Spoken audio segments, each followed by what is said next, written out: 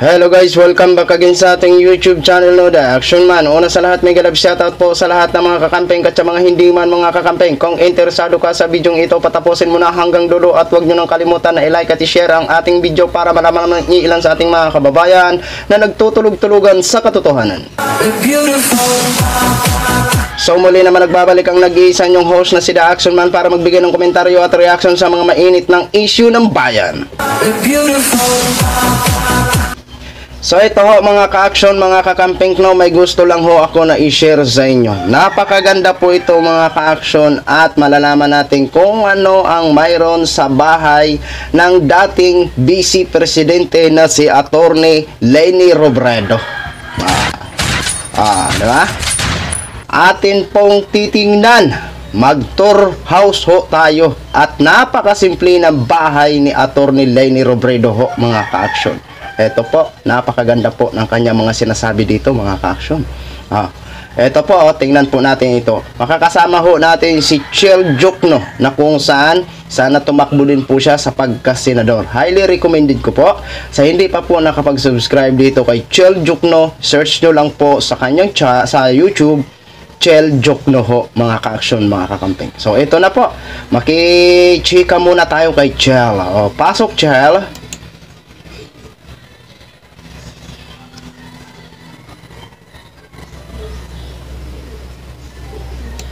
Marahay na araw! Si Chel Jokno po. Welcome to my channel. Meron na naman tayong isang vlog. Pero iba to. Kakaiba tayo ngayon. We're going to do something really special. So ayan ho mga ka-action, kung makikita mo yan yung bahay ni Attorney Leni Robredo, napakaliit ho mga ka-action. At 2 eskalon yata to, 3 eskalon ba? Tingnan natin. Lagay ko, maya-maya, pag pumasok tayo, malalaman nyo agad kung ano yung special ngayong araw na ito. Kaya, madyana. Hi, hello. Good morning po. Hello. Hi, Vincent. Welcome po. Welcome. Ayun. Ang ganda naman ni Attorney Leni Robredo, ang ating nanay. Okay, tuloy ho natin ang chikahan. Welcome to our family home.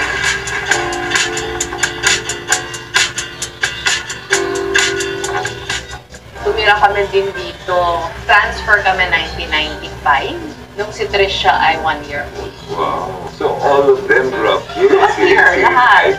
Trisha and Jillian. Ano din, from 1995 until the present. So, parang all throughout grade school, high school na mga bata, nandito sila. They only went to Manila for college. Except Jillian, kasi nag-Philippine Science na. Upo tayo dito. Sure. Wait, tingnan nyo naman sa lahat ng mga nanonood na nandito tayo sa isang special na bahay. At dito lumaki si Aika, si Trisha, si Jillian. And syempre, sino ko naman ang kasama ko doon si former Vice President Leni Robredo. Saka ano din, kahit maliit lang yung bahay, ito lang yun. Ganito lang siya kalaki. This is a picture of young Leni. Regalo yan din. I think that was given to me.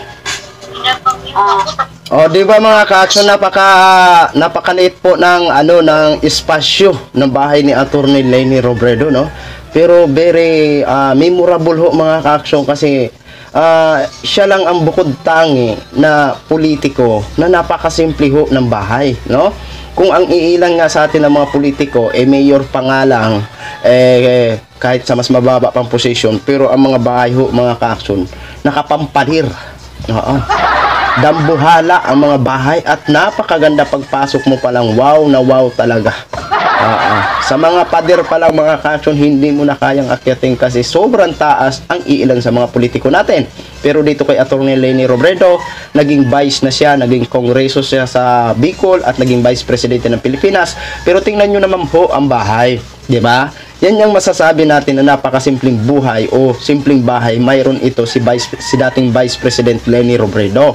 Yun yung sinasabi natin na talagang hindi niya ho talaga kinurap ang kaban ng bayan. Kaya yan ang isa sa mga sinasaluduhan natin kay Attorney Leni Robredo. Yung hindi ho siya kurap. Ituloy ho natin. When I was running for Congress, yan niregalo nung when I was running for Congress. Tapos itong kay Jeff, when he died, binigay yan. So, actually, din yung mga paintings namin, yun din sa may stairs, ano din yun. It's by a local artist. Meron kami mahusay na artist dito, si Pancho Piano. Binigay niya din yan when I was in Congress. Running for Congress. Ito yung dining. Tapos ito yung kitchen. Ito lang yun. Wala nang iba. Ito yung kitchen. Pero kahit sobrang liit niya, parang enough siya for us. Hindi lang siya typical na bahay ng politiko. Kasi yung bahay ng politiko, parang meron talagang space for visitors to... Yan, tama po yan. Sa mga iilan na mga politiko, kung dyan sa bahay ni Atty. Leni Robredo sa first floor pa lang, nagsama-sama na ang sala at saka kitchen. Pero sa ilang mga politiko, naka-sit aside ho ang para sa mga bisita ho nila o para sa mga kapwa nila politiko. Kasi nga ho, ang iilan sa atin mga politiko ay mansion ho talaga ang bahay. Oo, mga ka-action. Pero dito kay Atty. Leni Robredo, tingnan nyo naman ang liit ng espasyo ho. Halos nagsama-sama na yung sala nila at saka kitchen nila mga ka-action. Di ba? Tuloy. Stay. Kami talaga wala. So the only place here is yung small balcony sa labas, which is not nearly enough. So yung asawa ko, and I think naging blessing din siya na wala kaming space. Kasi yung asawa ko, hindi siya nag-entertain sa bahay. So, yung tao na sanay na hindi pumunta dito, ang City Hall is very near. So, pumupunta sila sa City Hall. Pag bumababa yung asawa ko to go to the office na may mga tao, sinasama niya na sa office. Actually din, papakita ko sa'yo yung kitchen, pero sobrang liit lang nito. Pero I would have to admit, halos hindi ako. Sobrang bihira na nagluto ako. Kasi I was parang while the kids were growing up, full-time ako sa trabaho. Tapos tutok kasi ako din sa mga bata. Wala kaming driver. Karoon kami ng driver, short periods lang. Pero for most of their childhood, ako lang yung nagka-drive for them. So, ang pinaka-activity namin noon, pag-gising sa umaga, ihahatid namin sila sa school. Si Jess mag-office na, ako mag-court na. So, halos batang korte ako. Tapos after my hearings, nasa office na ako. Pero after office, ako na ulit magsusundo sa mga bata. Pero pag Grabe, no? Napagsabay ni Atty. Leni Robredo ang kanyang trabaho sa opisina niya bilang isang kongreso at yung pag-alaga ng kanyang mga anak. Yan ang nanay. Hindi balakid na maraming trabaho, nagagampanan niya pa rin ang kanyang tungkulin bilang ina sa kanyang mga anak. Very inspiring na ina po ito mga ka-action, mga kakamping. So sa atin naman kasi, lahat naman ng mga nanay maalaga naman ho sa ating mga anak sa atin, no? Depende lang ho yan talaga sa maging anak kung talagang barumbado ho talaga yan, diba? Pero dito kay Atty. Leni Robredo, nakakahanga nga lang kasi siya po ay nagtatrabaho sa gobyerno, tapos naipagsabay niya pa ang kanyang tungkulin sa kanyang mga anak. Kaya napakaganda ho mga ka-action. Sundo ko sa mga bata, dala ko lahat na gamit nila kasi mag-piano, mag-gitara, mag-violin, tapos lahat sila competitive swimmers. So, ang training nila, 5:30 to 8:30. Dala ko na yung merienda, dala ko yung lahat na assignments. Tapos habang nagte-training sila, gumagawa na ako ng outline. Kasi makakarating kami dito mga 9 o'clock in the evening every day. 6 days a week yun. Pagod na yung mga bata pero mag-aaral pa sila. So ako ginagawa ko na yung outlines para mas madali na for them to study. Paano kaya nakapag-trabaho na?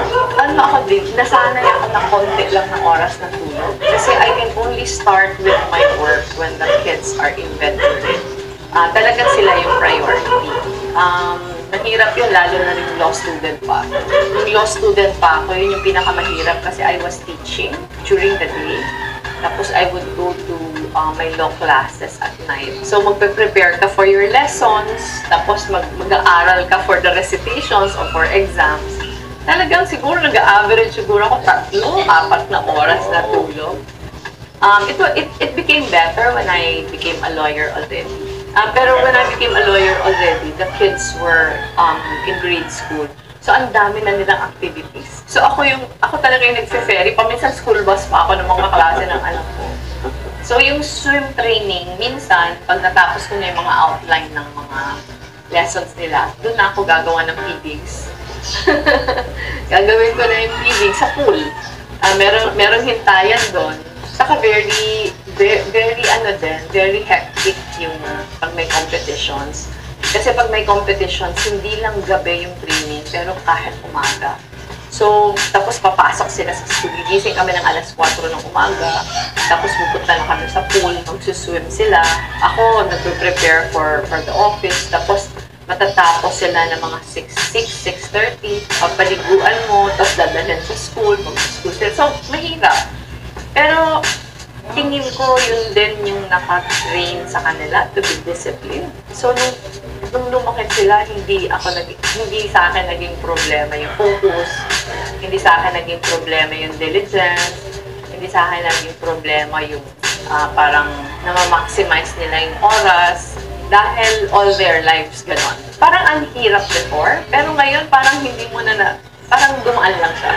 Hindi mo naramdaman yung hirap. I think it helped na they're 6 years apart eh. So, parang hindi din sabay-sabay na si Jillian, yung nag-grade school siya, si Aika college na, si Trisha high school na. So, parang paisa-isa din yung mga phases sa buhay.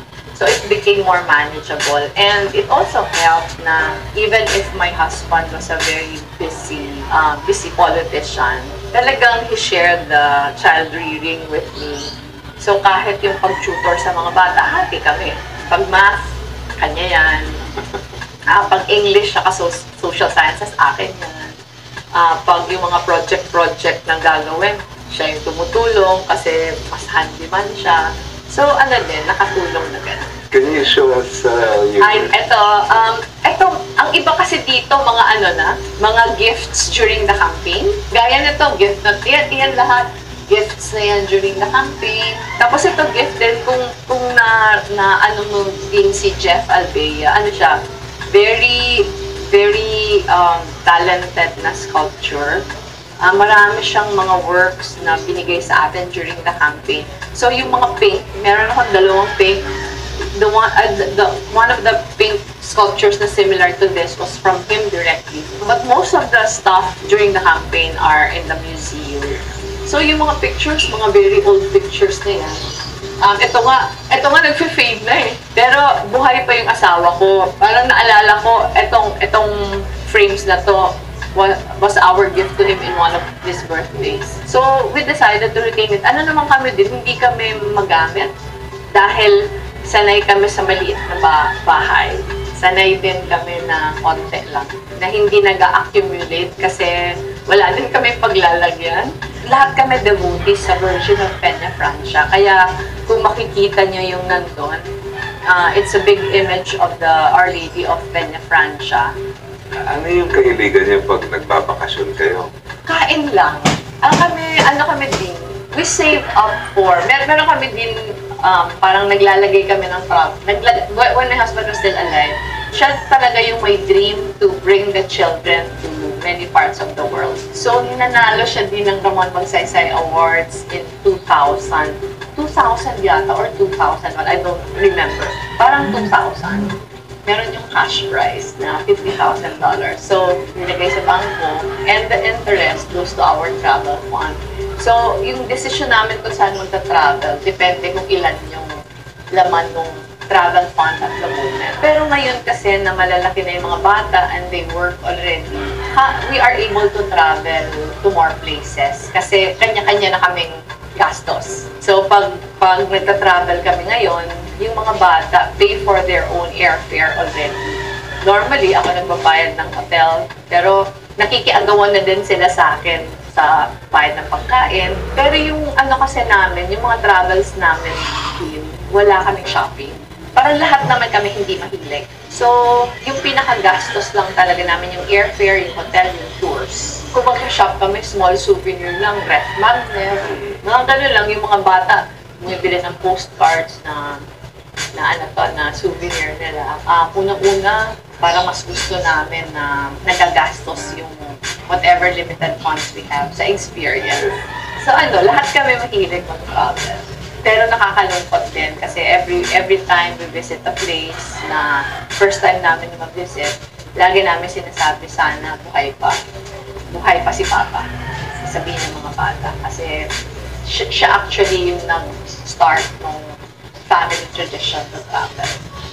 It's also nice na pag malaki na yung mga kids, sila na yung sila dati. na. Oo.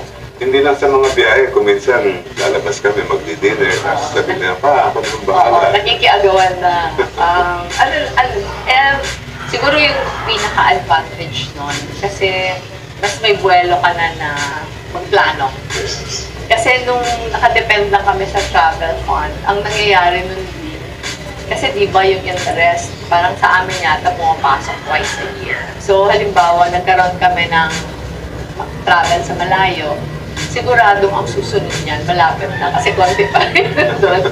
Pero ngayon, parang we are able to parang travels once or twice a year. Tapos, after my term as Vice President, mas naparami yung travels namin kasi I got invited to a lot of speaking engagements. Tinitake advantage na namin yon na magbiyahe. Kasi unang-una ako mismo libre na, tapos yung hotel ko libre na, yung mga bata na lang yung mag-spend for themselves. So, laking tipid din for the family. Ang dami kong natutunan at it's really been a pleasure to get a look inside your life. Thank you for visiting po. Maraming nakakilala sa inyo, pero yung nangyari sa buhay ninyo, malamang hindi pa nila alam. And of course, to all the viewers, it's been great. I hope for all of you, may nakita tayong bago at abangan nyo yung mga darating pang mag-vlog natin. At huwag niyo kakalimutan na mag-like at i-share ang video na to at mag-follow sa lahat ng mga software platforms natin. So yun na ho mga ka-action, mga kakamping, no, napakinggan na po natin at napanood na po natin ang pinakamagandang kwentuhan at pag-house tour ni Chill Jokno ho mga ka-action, mga kakamping. Alam naman ho natin siguro after ng kanilang pag-uusap na wala ng camera, baka naman siguro nag-usap po sila mga ka-action na tumakbo ho sila ngayong 2025. Sana po tayo po ay nananawagan kay Chill Jokno at kay Attorney Leni Robredo at Laila de Lima na tumakbo ho sila at ang iba pa na mga liberal party ho mga ka-aksyon. Sana tumakbo ho sila. Hindi man sila manalo lahat, pero alam ho natin na may lulusot at lulusot ho dyan. Diba? Kaya sana panawagan natin na tumakbo talaga si Attorney Leni Robredo at si Chill Jokno at si Attorney Laila de Lima, kasi yan mga abogado ho yan mga ka-aksyon, mga kakamping, no? Kaya sana before pa man na mag-filing, mag-file ho sila ng kanilang makapag-isip ho sila na magpa-file ng kanilang candidacy for senator sa 2025 midterm election ho mga ka-action. So yun lang ho mga ka-action, no? Maraming salamat sa iyo Chill Jokno, Attorney Chill Jokno. Ayan. Maraming salamat po, no, sa pag-share mo, sa pag-cover mo sa pag-house tour mo dyan sa pinakaunang bahay ni Attorney Leni Robredo. Maraming salamat. So yun lang mga ka-action, no, share ko lang ho sa inyo. Sana naging masaya ho kayo sa napanood nyo. Maraming salamat po sa ating mga viewers Luzon, Visayas at Mindanao all over the world. Ako po ang inyong lingkod, si The Action Man. Good morning everyone. Beautiful.